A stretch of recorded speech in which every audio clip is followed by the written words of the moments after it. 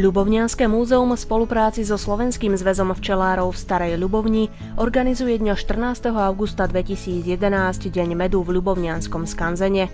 Už od 9. hodiny čaká na návštevníkov prezentácia včelárskych potrieb a ochutnávka a predaj medu a včelých produktov s vyvrcholením v súťaži o najlepší med okresu Stará Ľubovňa. Možnosť hodnotiť med budú mať všetci návštevníci podujatia a tí najmenší sa v kvíze budú môcť popíšiť svojimi vedomosťami zo sveta medu a včiel. Popoludní po svätej liturgii v grécko-katolíckom kostolíku z Matisovej, ktorý sa nachádza priamo v areáli skanzenu, vystúpi folklórny súbor Starišan z Prešova. Príďte v nedeľu 14. augusta do Ľubovnianskeho skanzenu ochutnávať med a spoznávať zaujímavosti zo života včiel.